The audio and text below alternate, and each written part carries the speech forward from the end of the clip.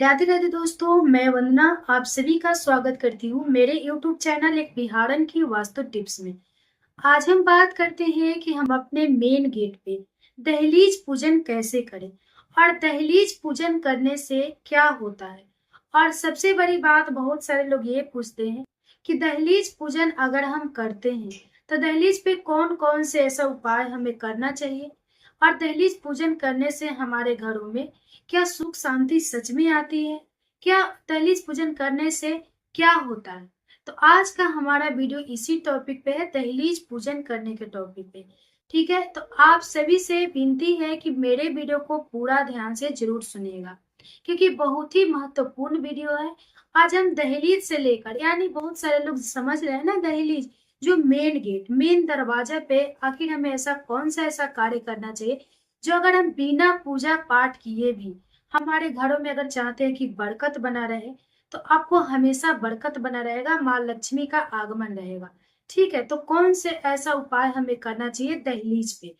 ठीक है, तो उससे पहले दोस्तों आपसे रिक्वेस्ट है कि अगर मेरा वीडियो आपको पसंद आता है तो प्लीज मेरे वीडियो को लाइक कर दीजिए, चैनल पे नए हैं तो चैनल को सब्सक्राइब कर दीजिए, साथ ही बेल आइकन को प्रेस कर दीजिए ताकि जब भी मैं इस तरह की वीडियो अपलोड करूं सबसे पहले आपके पास पहुंचे, आप देख सके। ठीक है, तो चलिए, पहला नियम जो है दोस्तों वो है कि दहलीज पूजन हमें कैसे करना है, दहलीज पूजन हमें किस तरह से करना है। देखिए, मेन गेट समझते हैं ना दोस्तों, मेन दरवाजा जो घर का मुख्य दरवाजा होता है, मेन दरवाजा वो सबसे बड़े मायने रखता है। क्योंकि ऐसा कहा जाता है कि अगर कोई भी गलत कार्य जो होता है, अगर गलत चीज जो प्रवेश करती है वो हमारे मेन दरवाजा से ही करती है, और जो सही कार्य जो मतलब कि अच्छा कार्य, कोई अच्छा चीज प्रवेश करती है, सकारात्मक चीज प्रवेश करती है, वो हमारे मेन दरवाजा से ही प्रवेश करती है। तो आपको डिसाइड करना है यहाँ पे दोस्तों, आपको समझना है कि हम अपने मेन दरवाजा पे हम किसको अपने घर में बुलावा दे रहे हैं, किसको आकर्षित कर रहे हैं। क्योंकि घर का मेन दरवाजा बहुत मायने रखता है, और घर के मेन दरवाजे पे हमको जो है पूजा जरूर करना चाहिए।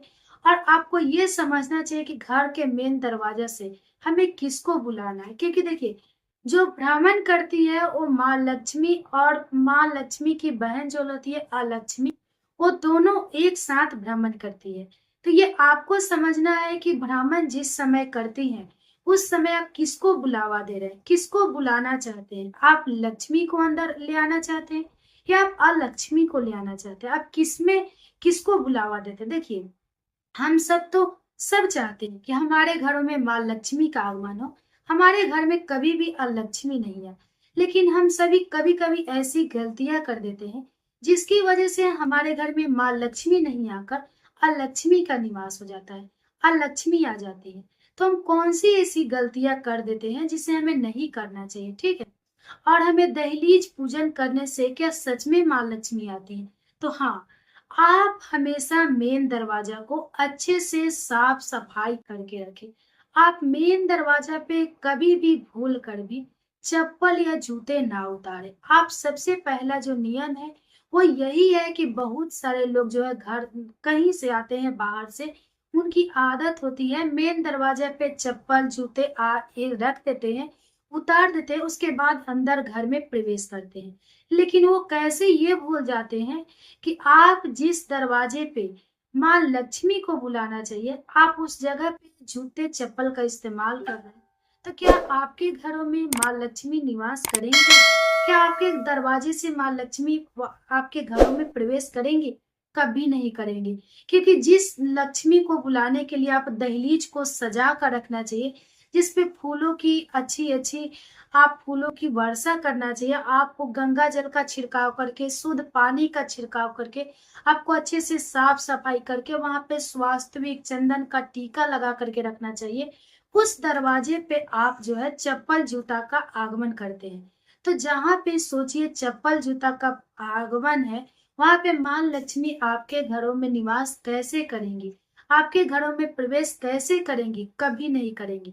तो पहला जो नियम है दोस्तों यही है कि अगर आपके घरों में ऐसा है कि आपके घरों से बाहर से बहुत सारे लोग जो आपके सदस्य हैं वो आते हैं फैमिली, और आपके मेन दरवाजा पे चप्पल जूता उतारकर आपके घरों में प्रवेश करते हैं, तो आप कभी ये मत भूलिए कि आपके घरों में कभी भी माँ लक्ष्मी का आगमन होगा, कभी नहीं होगा।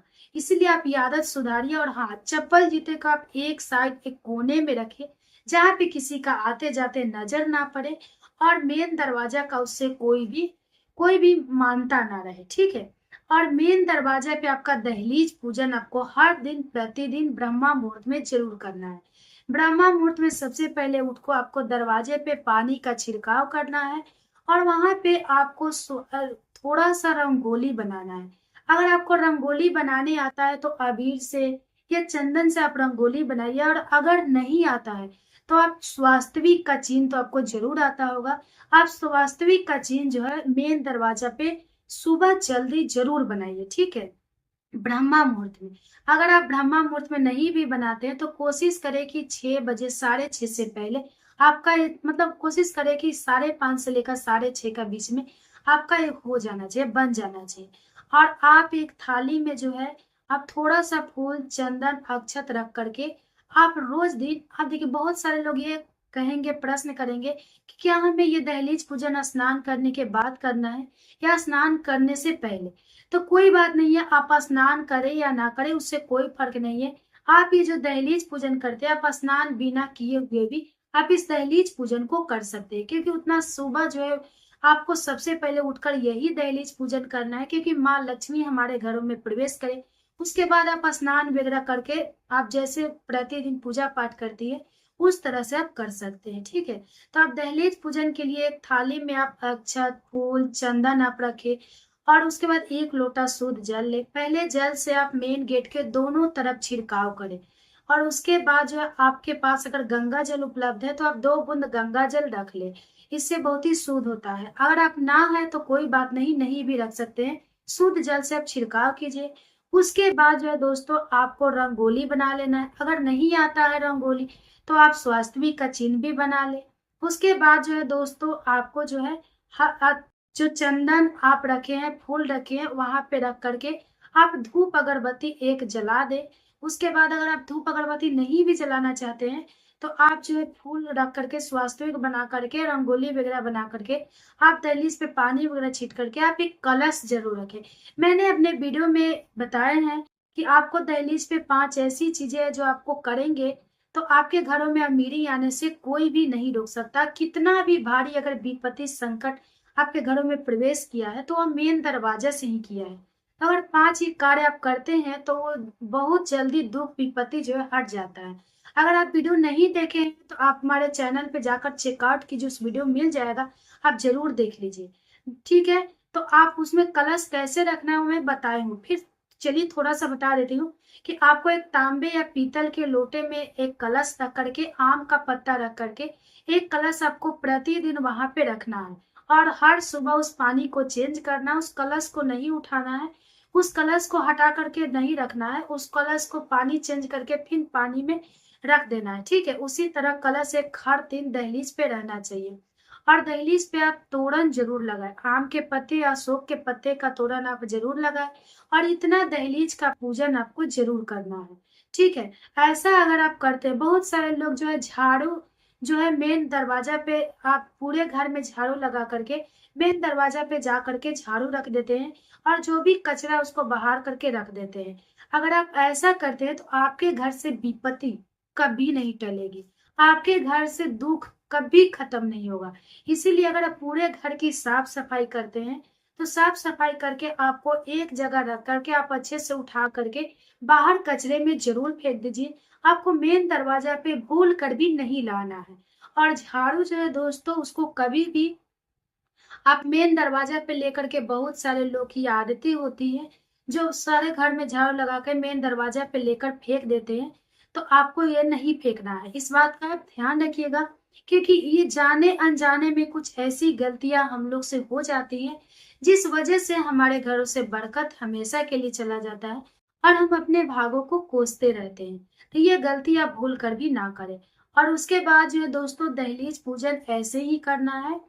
और अब हम बात करते हैं दोस्तों कि कुछ ऐसी चीजें हैं जिसे हमें करना है।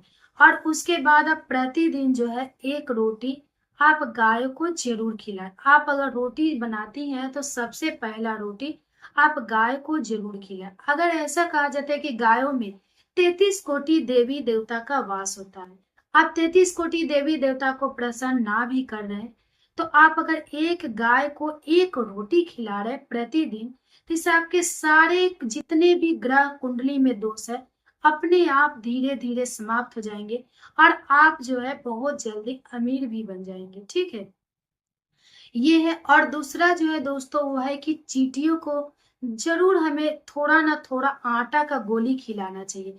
आप चींटियों को दाना जरूर डालें। चींटियों में भगवान का वास होता है।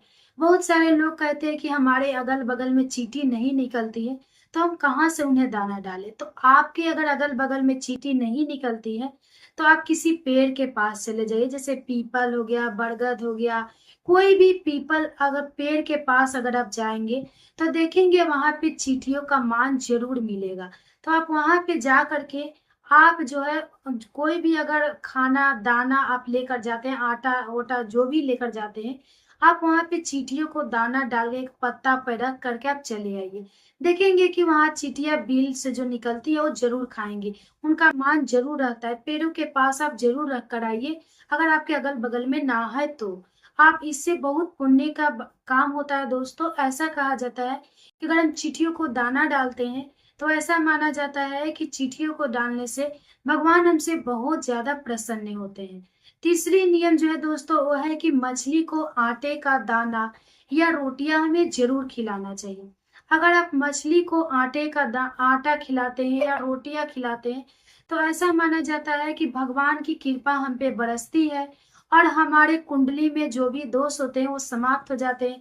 सबसे बड़ी बात जो होती दोस्तों वो है कि हमारे घर में जो भी अगर किसी भी सदस्य की कोई भी ऐसी भयानक बीमारी हो गई है जो समाप्त नहीं हो रही है, बीमारी का आना जाना आपके घरों में हमेशा लगातार बना रहता है, तो आप अगर मछली को आटे खिलाते हैं, आप अगर मछली को रोटियां खिलाते हैं, तो इससे आपके घरों की बीमारी जो है दूर होती है, समाप्त होती है।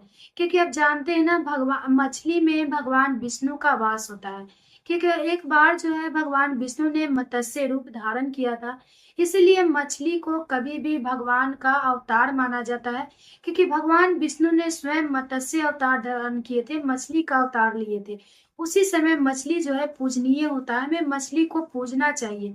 ठीक है, बहुत सारे लोग जो है राक्षस की तरह होते हैं, जो मछली जो भी मुर्गा मांस मछली खाते हैं उन्हें भूल कर भी नहीं खाना चाहिए, क्योंकि मछली में भगवान विष्णु का वास होता है। आपको एक कृष्ण लीला में महाभारत में दिखाया गया है ना कि भगवान कृष्ण मत्स्य रूप धारण किए थे, तो मछली में भगवान का वास होता है। इसलिए मछलियों को दाना डालने से, आटे खिलाने से हमारे घरों से दुख दरिद्रता समाप्त होती है। हमारे घरों में कभी भी विपत्ति नहीं आती है। बिना समय के हमारे घर में यमराज का धारणा नहीं होता है। तो अगर आप ये खिलाते हैं करते हैं तो। चौथा नियम जो है दोस्तों, अगर आपके आसपास में कोई भी ऐसा देवी देवता की मंदिर है जो देवी देवता की मंदिर काफी टूटा हुआ है या काफी तरह से पुरान पड़ गए हैं और उनके जाले जकड़ लिए हैं या काफी कचरा लगा रहता है, तो आप उस मंदिर को ऐसा माना जाता है कि अगर आप हर दिन प्रतिदिन उस मंदिर की साफ सफाई करते हैं, अगर उनके जो उनका मंदिर है टूटा फूटा हुआ है, अगर आप उनका मरम्मत कराते हैं, उनके अंदर की जो भी देवी देवता है अगर उनका आप इस्तेमाल मरम्मत कराते हैं, अच्छे से उन्हें रखते हैं, मंदिर की आप रोज साफ सफाई करते हैं, तो ऐसा माना जाता है कि हमें बहुत बड़ा बड़ा जो मंदिर धाम यात्रा होता है वहां पे जाने से जो फल पुण्य प्राप्त होता है वो हमें ये मंदिर की सीढ़ियों को साफ करने से, मंदिर की जितने भी जाले जगरे वो साफ करने से, मंदिर को अच्छे तरह से साफ सफाई करने से हमें पुण्य फल प्राप्त होता है। उससे कई गुना ज्यादा पुण्य फल हमें प्राप्त होते हैं। तो अगर दूर दूर यात्रा करते हैं, भगवान के मंदिर का दर्शन करने जाते हैं, और अगर आपके आस पड़ोस अगल बगल में कोई भी ऐसी देवी देवता, कोई भी देवी देवता की मूर्ति हो जो काफी टूटे फूटे हैं, बाहर से भी अगर उनके भी मूर्ति बिखरा हुआ है, उनके हमेशा मंदिर में जाले जकड़े रहते हैं या बाहर कचरा लगा रहता है, और अगर आप वहीं का निवास करने वाले हैं और अगर आप यहाँ से दूर जाते हैं कहीं तीर्थ यात्रा के लिए, बहुत बड़ा-बड़ा धाम कमाने के लिए, तो आपको कोई भी पुण्य फल की प्राप्ति नहीं होता है। इसीलिए कहा जाता है कि आपके अगल-बगल में अगर पूरी आस्था से, पूरी विश्वास से अगर आपके अगल-बगल में कोई भी मंदिर है, तो आप उसकी अच्छे से मरम्मत कराते हैं, रोज़ उनकी साफ-सफाई करते हैं, तो आपको वो पुण्य जो मिलेगा, वो आपको मंदिर जाने के बराबर पुण्य नहीं मिलेगा। वहाँ जाने से कोई पुण्य फल प्राप्त नहीं होगा। इसीलिए आपके बगल में है, उसको देखिए, अच्छे से मरम्मत कराइए, साफ-सफाई कीजिए। जो प्रतिमा बिखर गई, उन्हें अच्छी प्रतिमा खरीद कर लगाइए, उनकी देखभाल कीजिए। ये सबसे बड़ी पुण्य है, ठीक है? आपको वहाँ जाने से कोई पुण्य नहीं मिलता, क्योंकि भगवान आपके अंदर के भावों को देखते हैं, आपके दिखावों को नहीं देखते। इसीलिए कोशिश करना चाहिए कि आप जो भी भगवान में आस्था रखते हैं, उन्हें दिल से रखिए, अपने नियत से रखिए, अपनी नियत को साफ रखिए, ताकि आप भगवान में आस्था जुड़ सके। और हमेशा भगवान में आस्था इसलिए रखिए क्योंकि भगवान आपको कुछ ना कुछ देते हैं। बहुत सारे लोग आस्था ऐसे तोड़ लेते हैं कि भगवान से हमने ये विनती की और भगवान ने हमारी मनोकामना पूर्ण नहीं की, इसीलिए भगवान से हमारी आस्था जो है टूट जाती है। तो ऐसा आपको भूल कर भी नहीं करना है, क्योंकि देखिए, भगवान कभी ये नहीं चाहते कि अपने भक्तों को नाराज करना, दुखी करना। भगवान सब देते हैं, लेकिन समय से पहले कुछ नहीं देते। इसलिए आप आस्था रखिए, विश्वास रखिए और भगवान का भजन कीर्तन जरूर कीजिए, उनका नामों का जाप जरूर कीजिए। आपको जरूर मिलेगा, जो भी आपकी मनोकामना है जरूर पूर्ण होगी। और ये जितने कार्य है उसको आपको जरूर करना है, ठीक है? दहलीज से लेकर आट मछली और चींटी को दाना डालने तक, गाय को रोटी खिलाने तक, अगर आप छोटी-छोटी ये आदतें जो है अगर आप हर दिन प्रतिदिन सुधारते हैं, तो आपकी ज़िंदगी में बहुत बड़ा बदलाव ज़रूर आता है, ठीक है? तो ये वीडियो मेरा यहीं तक का था। उम्मीद करती हूँ कि मेरा वीडियो आपको पसंद आया होगा। अगर पसंद आया होगा तो वीडियो को लाइक और चैनल पे नए तो सब्सक्राइब ज़रूर कीजिएगा। तो चलिए फिर मिलती हूँ अगले वीडियो में, तब तक के लिए बाय-बाय, धन्यवाद।